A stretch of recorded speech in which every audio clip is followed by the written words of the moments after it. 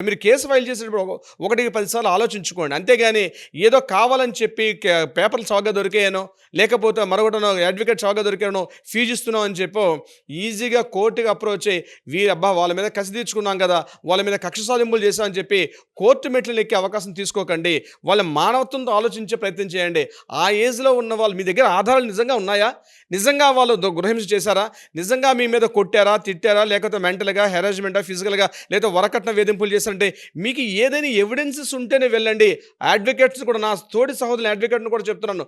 మీరు కేసులు టేకప్ చేసేటప్పుడు కూడా అన్నెసరీ మన టైంని వృధా చేసుకోవడం, కేవలం మన స్వలాభం కోసం అని చెప్పి మనకి కేసులు కావాలనే ఉద్దేశంతోటి నా అడ్వకేట్ మిత్రులు కూడా నేను చెప్తున్నాను.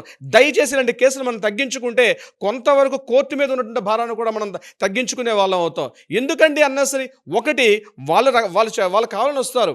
మనకున్నటువంటి చట్టాలు, మనకున్నటువంటి న్యాయం ఏదైతే ఉందో, మనకున్న సెక్షన్స్ అన్నీ కూడా నిజంగా దోషిని శిక్షించే విధంగా ఉన్నటువంటివి కానీ, కేవలం టైమ్ పాస్ చేయడానికో, లేకపోతే నిజంగా అబ్బా! ఈ కక్ష సాధింపు ధోరణిలో ఉంటే మాత్రం మన చట్టాల కక్ష సాధింపులకున్నాయా?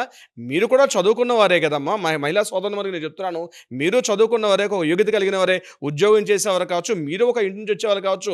మీ భర్త పైన నిజంగా అభియోగం ఉంది. నిజంగానే మీరు సమస్య ఫేస్ చేస్తున్నారు. నిజంగానే మీకు ఆ రకమైన బాధితులుగా ఉన్నారు మీరు. అటువంటి సందర్భంలో వేయండి, తప్పులేదు. కానీ కేవలం కక్ష సాధింపు చేయాలి. వాళ్ళ పరువు ప్రతిష్టను మీరు ఎందుకు చేయాల్సిన అవసరమే ఉంది మీకు? అంటే మీరు పెళ్లి చేసుకొని మిమ్మల్ని ఆ ఇంటికి తీసుకెళ్ళడం వాళ్ళు చేసింది తప్పా? నేను సూటిగా ఒకటే ప్రశ్న అడుగుతున్నాను. మిమ్మల్ని పెళ్లి చేసుకొని మిమ్మల్ని ఒక ఇంటికి వాళ్ళు తీసుకెళ్ళడం చేసింది తప్పా? కేవలం ఎక్కడో ఒక కేసు అయితే ఆశ్చర్యపోతారు సిరిగారు.